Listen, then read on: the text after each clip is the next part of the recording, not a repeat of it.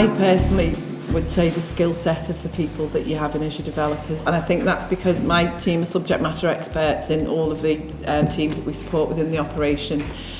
So we had the process knowledge, but obviously they need to have an understanding of some basic computer language structure and how to pull all that together. In terms of the biggest challenge, I guess it would be the IT engagement and getting that right. We didn't engage IT the way that we should have done initially, so we did get some inertia, to put it mildly.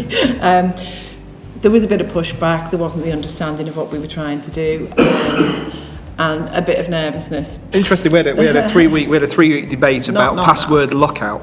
Okay. So, actually, how do you reset a password lockout, which is just like really stupid from a non-IT person. You're going, well, it's just obvious, you just take the password. Oh, you can't do that, it breaks protocol. Now that there's a good understanding of what robotic process automation does, and in terms of how it's led by the business, there's a number of things that we've worked together with IT on, and because we've got a couple of legacy systems, a couple of systems that don't talk to each other and all the normal stuff, so it's a healthy relationship now.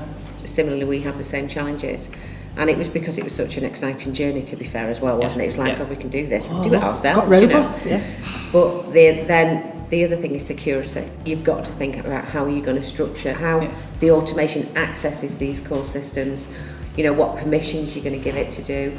So you might have a process where your process is doing all the transactional stuff, but a different ID will actually do the authorization part of that process, and it'll have a different set of rules that it'll run autonomously. And it's thinking about those things. You don't know about that when you first start off. You think, oh, one ID can do everything. Well, it can actually, but you don't want it to. It's business-led automation, and that's where it sits, and that's where it should sit.